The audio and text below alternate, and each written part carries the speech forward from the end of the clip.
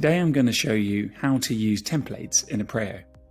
So over here in the top right hand corner you can see a new templates drop down. When I click on this you can see a list of all of your templates. I've just created a few as an example. I've got residential, mixed use and commercial as they're likely to change. However, you can have as many templates of whatever style works for you depending upon the type of projects that you're doing. For example, you might have one that's solely open market, one that is open market and affordable, or one that's in one country and one's in another country. Completely flexible depending on however you work in your business.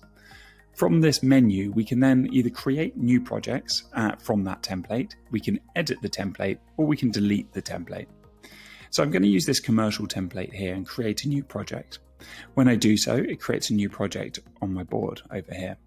I'm just going to click into this and you can see what I've put together in my commercial template. So the template name automatically fills the project address. So you just need to replace that with the site address when you create a new project. After that, I've created some headings. So, these are just some examples, but I put the project infos like the site address, the deal owner and deal source ready. So whoever's doing the appraisal or feasibility can just jump in here and insert that information right away. I've also put a heading to remind me to upload the documents for this project. Within the appraisal or feasibility itself, I've also created some different headings. So these are the headings that will actually generate or feed through into the report that's generated. So I've just put my project summary or my executive summary, site history and comparables, and construction overview, but you can customize this to however you work. I've also set my target residual site value at the beginning. And so I've used 20% return on cost, which will be my assumption for all commercial projects. Within the appraisal sections, I've gone ahead and created this template using my standard assumptions. So for example, my commercial leasing costs, like 10% agents fees of the first year.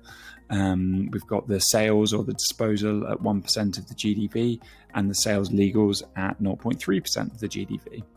I've also pre-populated the unit types with the standard types of commercial, so retail, office, industrial, leisure. Then I can just go through and populate the area and the rent per square foot, and that will generate the values which will feed through into the rest of the financial model. In my build section, I put some prelims in, and these are just some standard prelims, but you can again customize this to how you work. And then in the actual build section, I've done the same. So I've just got some standard headings. And once we start to apply an area to the sales section, that's then going to feed through into the build section here.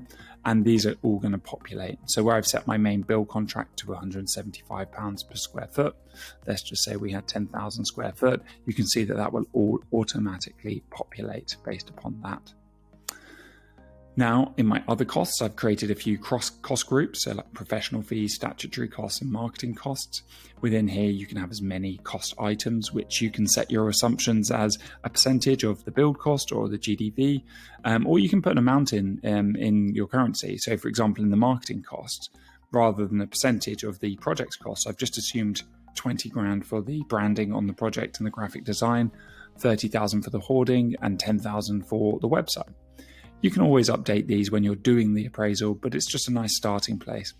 I've also made some assumptions when it comes to finance in here with interest rates, loan to value covenants, and then also fees one in and one out, for example, in this case. On the site purchase, again, I've made my assumptions around the legal fees and agents fees and that all important target residual site value. So now when I'm looking at a site, I can simply use my templates to enter the essential information in a very fast time and reach that residual value or reach that appraisal or feasibility that you're looking to achieve in a fraction of the time that it was previously taking.